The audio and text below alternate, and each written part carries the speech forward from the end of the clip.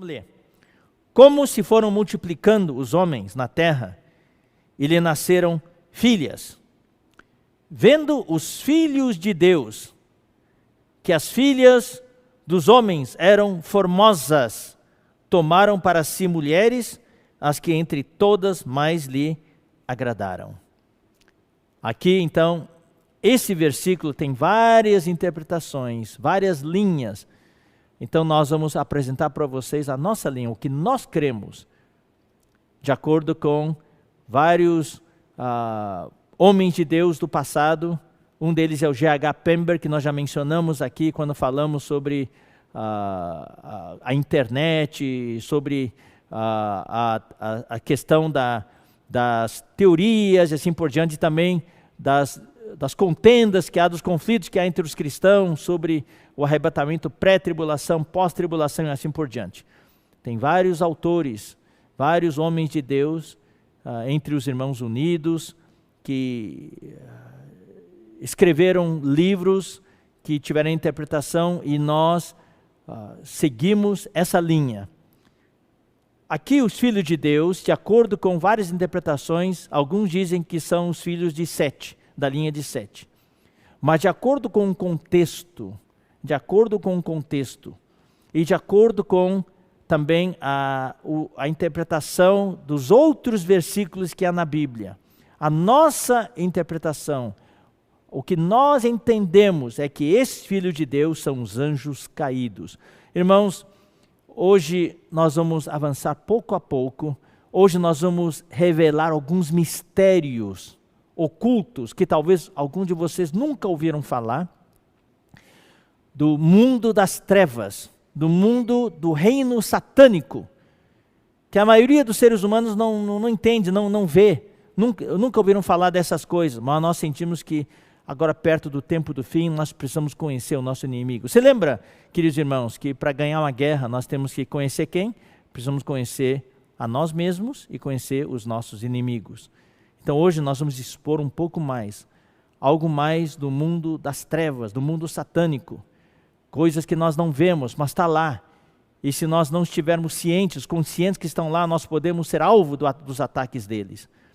Então, de acordo com o que nós entendemos, os filhos de Deus no versículo 2, e aqui no Brasil existem muitos pastores que também seguem essa linha, existem outros pastores que seguem outra linha, mas não estamos aqui para discutir, não. Nós queremos apresentar o que nós entendemos de acordo com o contexto, de acordo com a visão panorâmica que nós temos, o mapa que Deus nos deu. E nós temos bastante segurança, queridos irmãos, queridas irmãs, da correção, de que é correta a visão que Deus nos deu. Esses filhos de Deus aqui são os anjos caídos. 1/3 dos anjos se juntaram a Satanás na sua rebelião.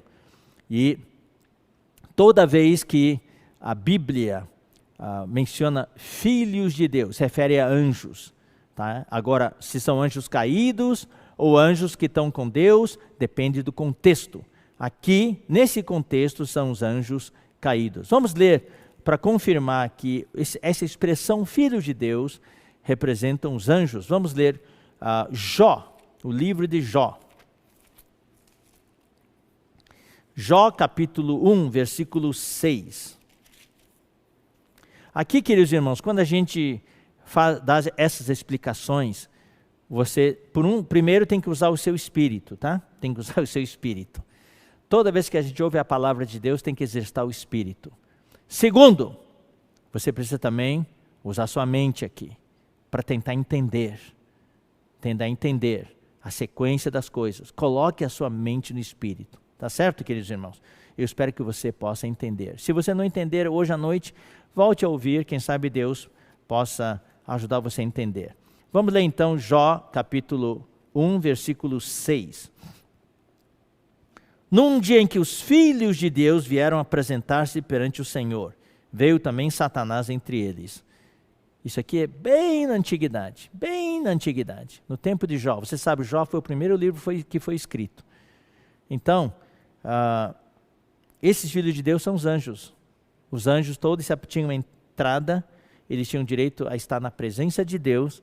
Então, entre os anjos, os filhos de Deus, Satanás também foi com eles. Esses filhos de Deus, com certeza, não são homens, seres humanos. Tá? Não são seres humanos. Isso aqui está falando uma esfera celestial. Vamos ler também o capítulo 2, versículo 1. Num dia em que os filhos de Deus vieram apresentar-se perante o Senhor, veio também Satanás entre eles, apresentar-se perante o Senhor. Mais uma vez aqui, né? Capítulo 38 de Jó, versículo 7.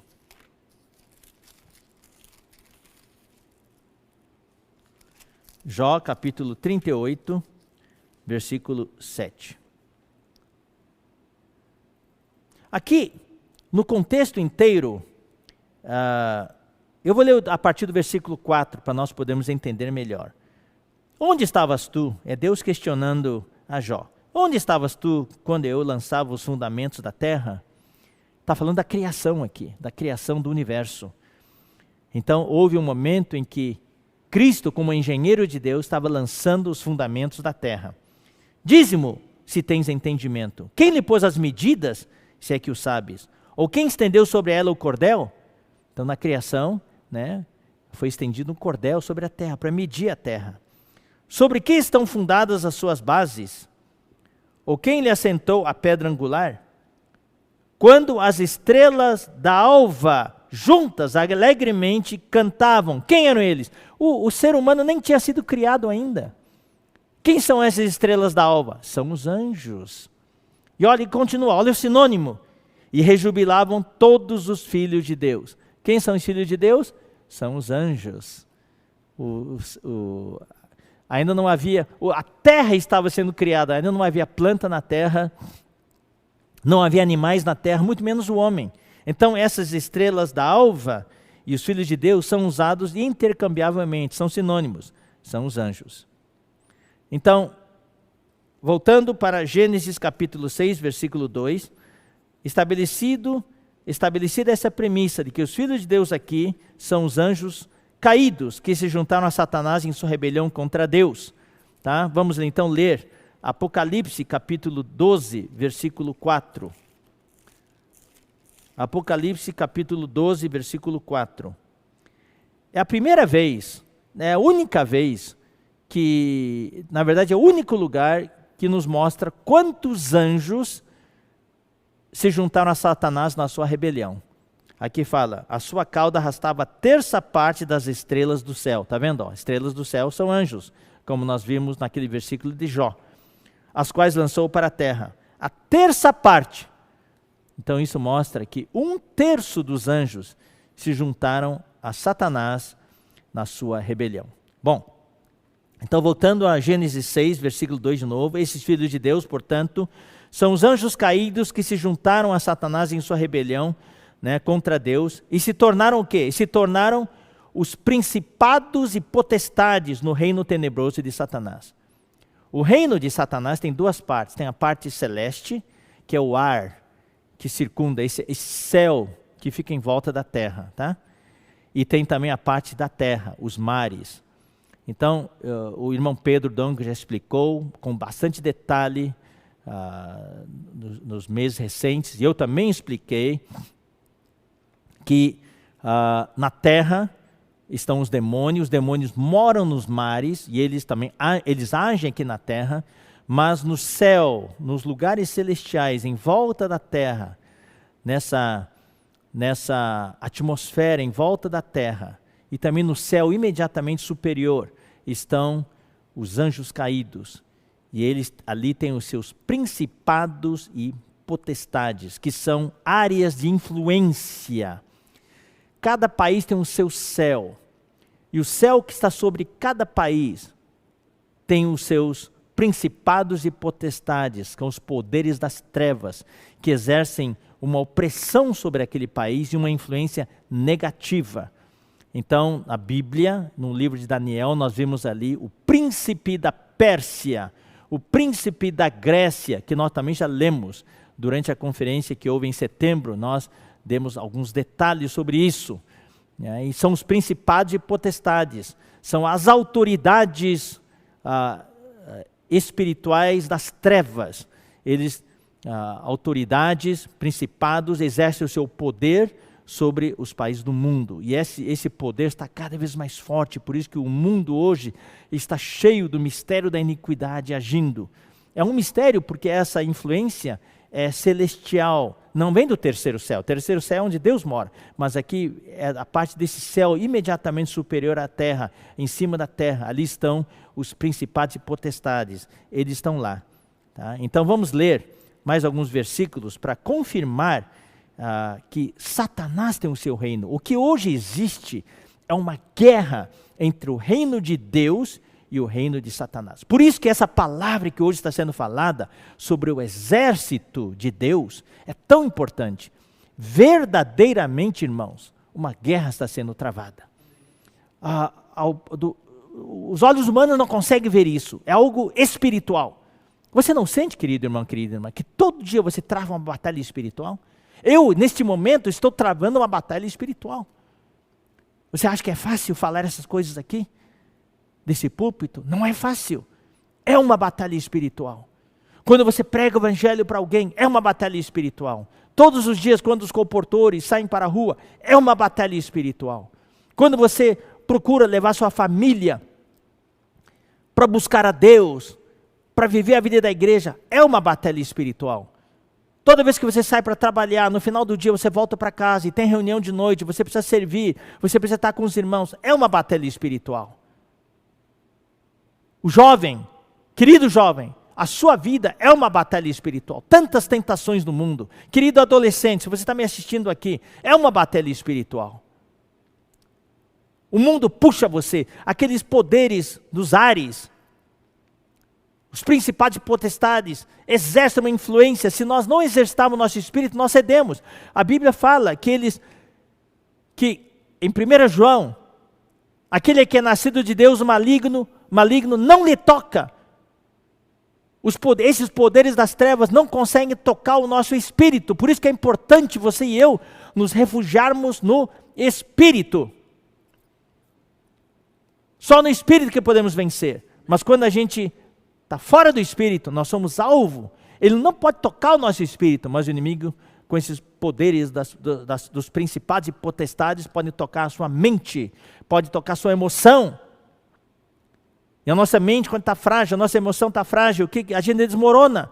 Aí vem a depressão. Aí vem o pânico. A gente surta.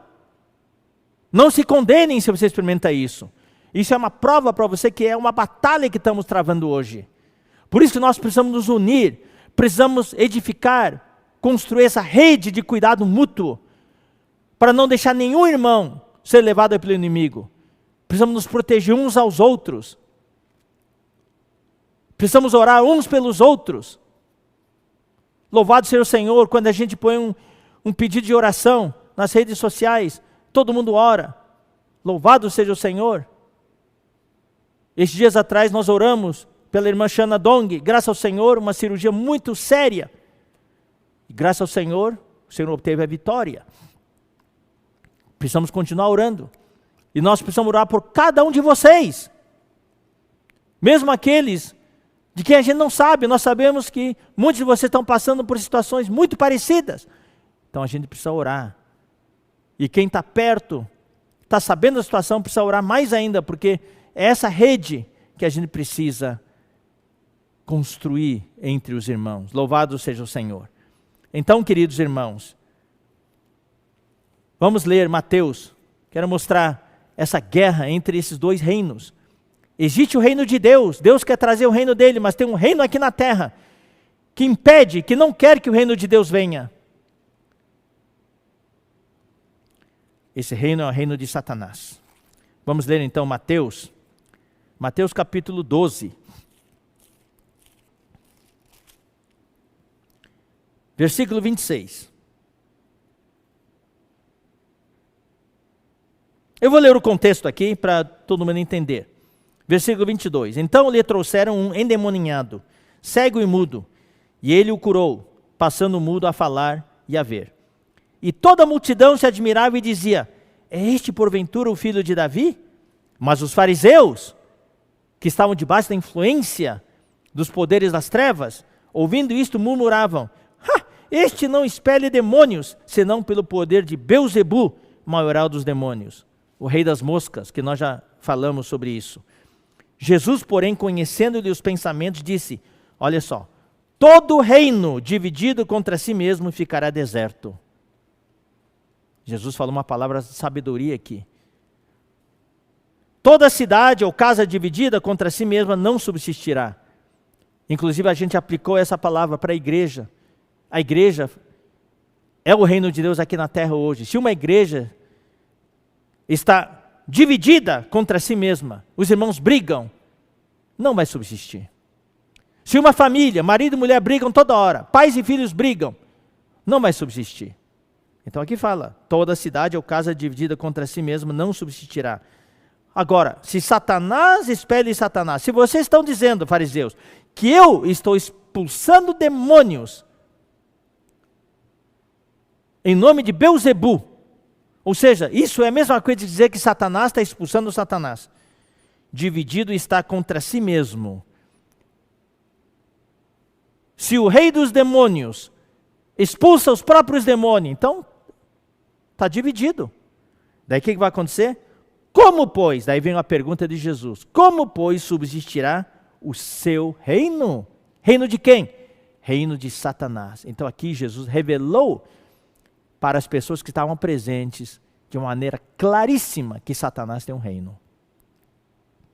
Irmãos, a nossa guerra não é contra carne e sangue, é contra esse reino satânico. Então vamos ler Efésios 6, 12. Efésios capítulo 6, 12. Antes do 12 eu vou ler o 10 e o 11. Quanto ao mais, sede fortalecidos no Senhor. Irmão, mais do que nunca, hoje precisamos estar fortalecidos no Senhor e na força do seu poder. Revesti-vos de toda a armadura de Deus. Nós estamos numa guerra, a gente precisa revestir. Todo dia quando você acorda, você precisa invocar o nome do Senhor e se revestir dessa armadura de Deus. Para quê? Para poderes ficar firmes contra as ciladas do diabo. O diabo arma ciladas para nós, arma armadilhas para nós. Nós temos que tomar cuidado para não cair nas armadilhas dele. Porque a nossa luta, aí vem a palavra, não é contra sangue e carne. Nós não estamos lutando contra homens. Estamos lutando contra aquela força do mal que está atrás dos homens. Os homens é como se fossem fantoches hoje. Tem aqueles principados e potestades que manipulam os homens, manipulam suas mentes, suas emoções. E os homens agem como se fossem fantoches, uns bonecos, marionetes. A nossa luta não é contra o sangue e a carne, e sim contra quem? Paulo aqui nos revelou. E nós hoje precisamos ter clareza disso. A nossa luta é contra os principados e potestades que ocupam os ares, os lugares celestiais. Onde estão os anjos caídos que nós lemos em Gênesis capítulo 6, versículo 3. Eu estou lançando essa base, irmãos. Isso aqui é uma palavra fundamental sobre os poderes das trevas. A gente precisa conhecer também. A palavra fundamental não é só no lado positivo, também nós precisamos conhecer contra quem que nós estamos lutando. Tem toda uma estrutura, Satanás é bem organizado. Ele tem toda uma estrutura. Ele tem o organograma dele. Os poderes, as autoridades. Quem é chefe de quem? Ele era o arcanjo. Ele sabe das coisas. Ele sabe como é que funciona a sua mente, a minha mente, a sua emoção, minha emoção. Se nós não estamos conectados em Cristo, nós não temos como enfrentar o inimigo. É luta perdida. A nossa única chance é estarmos conectados a Deus. Estarmos conectados ao nosso irmão primogênito, Jesus Cristo, nosso Senhor. E invocar o seu nome. Porque a nossa luta não é contra o sangue e a carne, e sim contra os principados e potestades. Quem são esses principados e potestades? São os dominadores deste mundo tenebroso. Eles dominam dos ares. Você sabe, queridos irmãos, numa guerra, existe a infantaria, existe a marinha e existe a força aérea. O que desequilibra no final é a força aérea. Quando os soldados estão na terra lutando, quem dá apoio é a força aérea. A força aérea vem e bombardeia. Satanás tem a sua força aérea. A força aérea de Satanás são esses principados e potestades que atuam nos ares. São os dominadores deste mundo tenebroso. São as forças espirituais do mal. Onde? Nas regiões celestes. Paulo mostra onde que eles estão. Eles estão nas regiões celestes. Acima da terra. Nesse céu que envolve a terra. E bombardeiam ali. É a força aérea deles. Ficam bombardeando nossa mente. Por isso que a gente precisa ter o capacete da salvação. A gente precisa ter o escudo da fé. A gente precisa colocar toda a armadura de Deus. Voltemos, irmãos, para Gênesis capítulo 6, versículo 2. E tudo isso foi para explicar quem são esses filhos de Deus. O que eles fizeram daí? Esses filhos de Deus são os anjos caídos. Eles tomaram para si mulheres. Havia mulheres bonitas, formosas. Esses anjos caídos se corporificaram. Eles são espíritos, mas eles tinham poder. Hoje, Hollywood faz vários filmes dessa categoria, de seres assim. Então, eles pegaram tudo da Bíblia, essas coisas, e tentaram, com a sua imaginação, mas é algo parecido. Eles desceram do céu, vieram para a terra e tomaram corpos para si, se corporificaram com o seu poder, assumiram corpos e tomaram mulheres para si. Tiveram relações sexuais com essas mulheres. Cometeram fornicação. Por que é fornicação? Porque aqui Deus jamais permitiu a um anjo ter relação com um ser humano, com uma mulher. Isso é uma fornicação carnal e espiritual. Isso foi uma abominação para Deus. E através dessa relação de anjo caído com uma mulher, com as mulheres que são seres humanos, houve a contaminação da raça humana. Houve a mutação da genética humana. Eles inseminaram seres humanos com DNA angélico. Algo que Deus não criou. E dessa mescla, dessa união de anjos com mulheres, nasceram uns seres mutantes. Seres que Deus não criou. Esses seres eram os gigantes. Nós vamos ler mais tarde, daqui a pouquinho. Tomaram para si mulheres, as que entre todas mais lhe agradaram. Eles contaminaram a raça humana. Aqui nós vamos gastar um pouco de tempo, irmãos, para ver como Deus odiou isso. Deus abominou isso. Por que eu estou gastando tanto tempo para falar disso, irmãos? Para mostrar, irmãos, por que a raça humana hoje está tão contaminada? Por que a iniquidade, irmãos, está tão forte hoje? Por que esse vírus da iniquidade é tão forte? Vem já dessa época. Tem coisa satânica no meio. Tem coisa demoníaca no meio. Então vamos ler Judas, versículos 5 a 7. Ué, que capítulo? Não, Judas não tem capítulo. É um capítulo só, por isso que é Judas, versículos 5 a 7.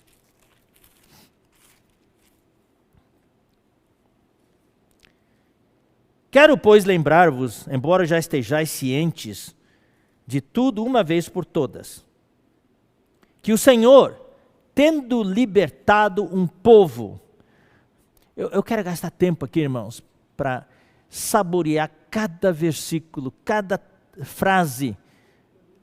E é isso que a gente tem que fazer, irmãos, para poder entender o que Deus está falando para nós e para poder valorizar a salvação que Deus deu para nós. Eu quero gastar tempo para falar sobre esta questão do que aconteceu naquela época, porque isso foi a semente que contaminou a raça humana. Por isso que Deus teve de enviar o seu Filho para ser a vacina para nós. Porque só o Filho de Deus, com a vida divina dele, com a vida incriada dele, a vida indestrutível dele, é que pode vencer tal vírus, tal pecado, tal morte. Se a gente não falasse dos detalhes dessa contaminação, talvez você diga, não, o que tem? Não tem nada demais. Você não valorizaria tanto.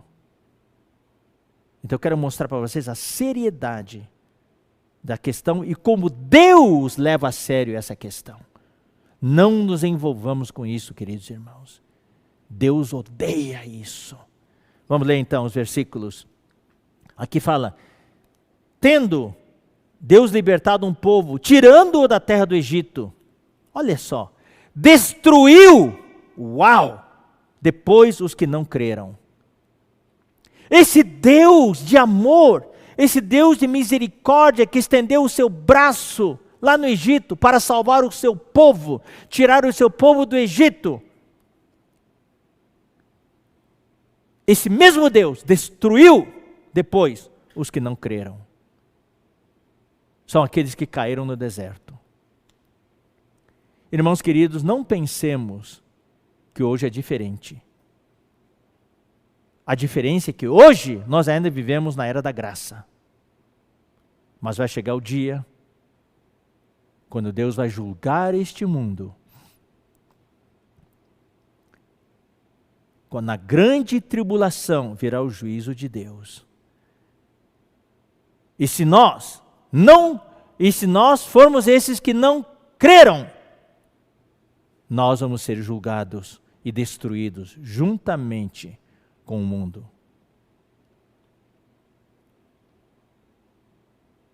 Deus hoje é misericórdia, Ele não voltou ainda. 1 Pedro fala que Ele não voltou ainda porque Ele espera que todos cheguem ao arrependimento. Muitos dizem, Jesus está demorando, não vai voltar não sei o que lá. Está demorando. Não, a Bíblia fala, não é demorado a sua vinda. É que Ele é longânimo para conosco, paciente. Não querendo que nenhum pereça, mas que todos cheguem ao arrependimento. Deus está dando tempo para você. Deus está dando tempo para mim. Ele destruiu aqueles que não creram. Agora vem no versículo 6. E destruiu a anjos.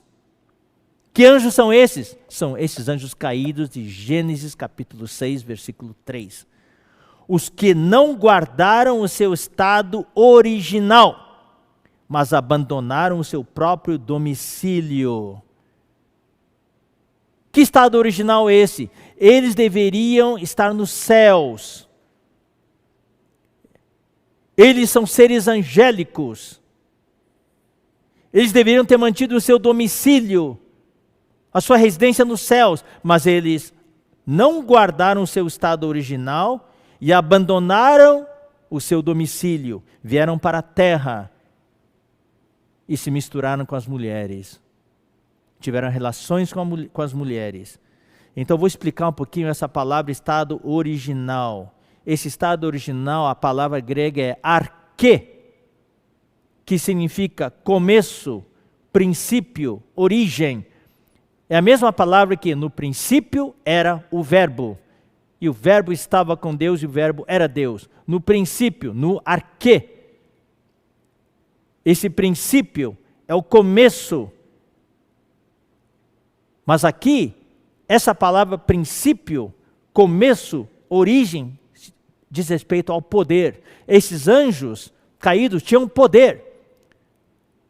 A palavra também significa o primeiro, que ocupa o primeiro lugar, o líder. Eles tinham poder. Então aqui é uma questão da dignidade deles. Eles não eram seres humanos, eles tinham certa dignidade. Quando eles foram criados, eles tinham certa posição. E também essa palavra, arque, significa além de começo, origem, também significa primeiro lugar. Aquele que ocupa primeiro lugar, aquele que tem autoridade. Numa turma assim, quem é o primeiro? Quem tem autoridade? Quem que manda? Então eles tinham autoridade, fala da sua posição. Então aqui quando fala assim, abandonaram o seu estado original, o que quer dizer aqui? Quer dizer que eles abandonaram a sua dignidade, o seu poder, e abandonaram a sua posição. A posição deles era lá no céu. Eles tinham dignidade de anjos. Eles abandonaram, deixaram a sua dignidade, se rebaixaram e deixaram a sua posição. E daí o que Deus fez? Olha só.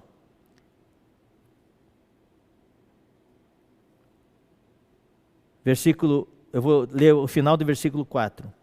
Destruiu depois os que não creram, e a anjos, os que não guardaram o seu estado original, mas abandonaram o seu próprio domicílio, ele tem guardado sob trevas. A palavra trevas aqui não está errada, mas a palavra literal no grego é Tártaro. É um lugar lá no fundo do poço do abismo, lá no fundo do Hades. O Hades fica debaixo da terra. Tem a parte tenebrosa do Hades. E a parte mais profunda do Hades é esse lugar chamado Tártaro. Por isso que fala trevas. Ali não tem luz nenhuma. Vamos ler 2 Pedro 2:4. 2 Pedro 2:4. Deixa eu terminar de ler aqui, daí vamos para 2 Pedro 2:4. Em algemas eternas, eles estão presos lá. Então Deus, hoje tem muitos anjos caídos que estão ainda operando livremente nos céus. Mas Deus não tolerou o que esses anjos caídos fizeram em Gênesis 6, versículo 3. Então Deus julgou eles ali mesmo. Depois que eles cometeram essa fornicação espiritual e carnal, o que Deus fez? Deus os lançou lá no Tártaro e os prendeu em algemas eternas para o juízo do grande dia, para o grande trono branco. Eles vão ser julgados. Mas eles estão presos lá embaixo hoje. Eles não estão mais, esses anjos que desceram para a terra e se cometeram fornicação com essas mulheres, eles não estão mais nos lugares celestiais, eles estão presos até hoje, lá embaixo, no Tártaro. Versículo 7. Como Sodoma e Gomorra e as cidades circunvizinhas, que havendo-se entregado à prostituição como aqueles, seguindo após outra carne, são postas para exemplo de fogo eterno, sofrendo punição. Aqui tem muitos detalhes, mas eu não vou entrar em detalhes aqui. Sodoma e Gomorra é fornicação. Havia também ali a homossexualidade, o homossexualismo ali. Então, isso é consequência, está na mesma categoria que a fornicação dos anjos com as mulheres. Tá?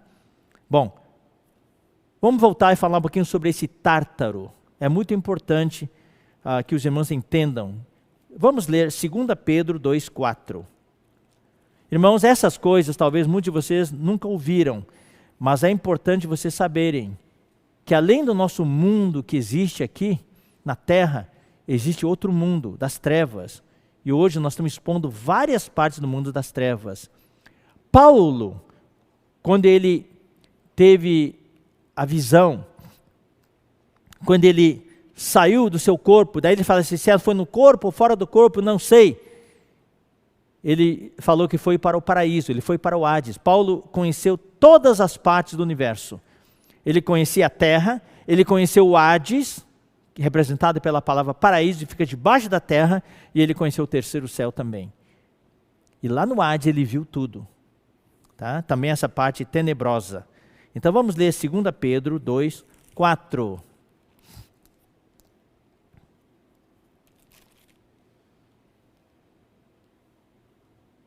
2 Pedro 2:4. Ora, se Deus não poupou anjos quando pecaram, que anjos são esses? São os anjos de Gênesis capítulo 6, versículo 3. São esses anjos. Versículo 2, na verdade. Deixa eu confirmar aqui. versículo 2. Gênesis 6, versículo 2. Esses anjos que desceram dos céus e tiveram relações com as mulheres. Então, se Deus não poupou anjos quando pecaram, antes, precipitando-os no inferno. A palavra inferno aqui é Tártaro, tá? É o mesmo lugar. Deus não os poupou. Esses anjos que pecaram, que vieram e cometeram fornicação com as mulheres, Deus os pegou e os lançou no Tártaro. E os entregou a abismos de trevas, reservando-os para o juízo. Reservando-os para o juízo.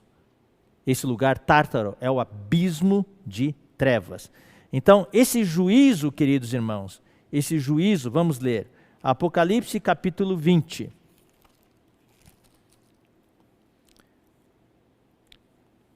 Versículo 10. Esse versículo nós vamos ler agora, nós já lemos antes, mas agora eu quero incluir um item.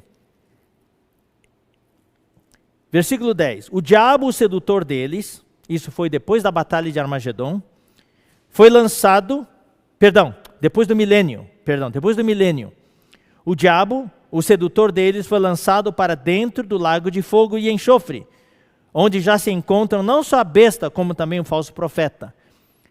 Quando é que a besta e o falso profeta foram lançados no lago de fogo? Depois da batalha de Armagedon. Sem julgamento, eles foram direto para lá, sem escalas, sem conexão. Acabou a batalha de Armagedon, Cristo os matou com a espada que sai da sua boca, com a sua palavra, e eles foram lançados direto no lago de fogo. E daí depois veio o milênio, e durante o milênio Satanás foi aprisionado, tá, no abismo, também no Tártaro, nesse lugar, por 1000 anos.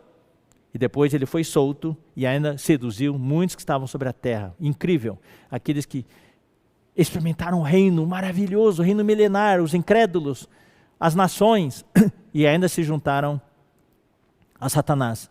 Ou seja, essa iniquidade, esse vírus, não foi erradicado. Durante o milênio, eles estavam lá como as ovelhas, mas ainda estava dentro deles. Chegou um momento, esse vírus, não sei se é a terceira onda, a milésima onda, sei lá. E daí o diabo, o sedutor deles, foi lançado para dentro do lago de fogo e enxofre, onde já se encontram não só a besta, como também o falso profeta, e serão atormentados de dia e de noite pelo século dos séculos. Agora vem o versículo 11. Isso depois que Satanás foi lançado no lago de fogo, vem o julgamento do grande trono branco. Vi um grande trono branco, e aquele que nele se assenta, de cuja presença fugiram a terra e o céu, e não se achou lugar para eles. Vi também os mortos, os grandes e os pequenos. Esses são aqueles que morreram antes do milênio. Tá?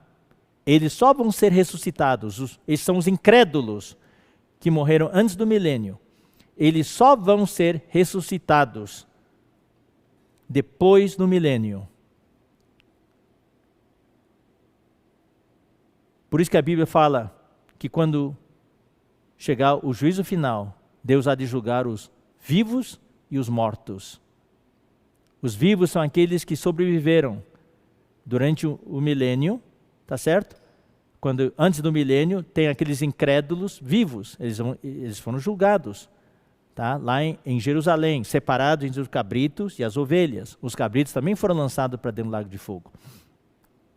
Agora, depois do milênio, esses mortos que morreram antes do milênio vão ser ressuscitados e vão estar de pé diante do grande trono branco. Então se abriram livros, muitos livros.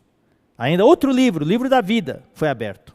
É um livro, o livro da vida, mais um montão de livros. E os mortos foram julgados segundo as suas obras, conforme o que se achava escrito nos livros. Então, provavelmente, muitas coisas ruins, coisas boas, estava tudo escrito nos livros. Mas o que definia não era o que estava nos livros, era o livro da vida.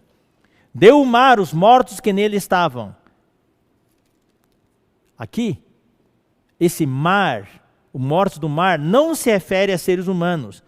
Os seres humanos já estão ali de pé, diante do grande trono branco. O mar Deu o mar os mortos que nele estavam. Esses mortos do mar são os demônios, porque os demônios moram no mar. Nós não temos tempo. Tudo isso aqui, se for falar, leva uma mensagem inteira para mostrar que a residência dos demônios hoje são as grandes massas de água. Por isso que as cidades mais pecaminosas são cidades banhadas por grandes massas de água. Os oceanos, os mares e os grandes rios. São cidades extremamente pecaminosas. Então, o mar vai entregar todos os demônios. A morte e o além entregaram os mortos que neles havia. Tá? A morte e o além. O Hades, tá? A morte aqui, a morte e o além. Além é o Hades. Entregaram os mortos que neles havia. E foram julgados um por um segundo as suas obras. Aqui que eu quero dizer. Todos os que seguem Satanás serão julgados aqui. Os incrédulos, porque o lago de fogo, queridos irmãos, não foi feito, nós lemos em Mateus, semanas anteriores, o lago de fogo não foi feito para o ser humano. O lago de fogo foi feito para o diabo e seus anjos. A Bíblia fala claramente, diabo e seus anjos. Então, todos os seguidores de Satanás serão julgados aqui no grande trono branco. Apesar de não haver assim uma especificação detalhada.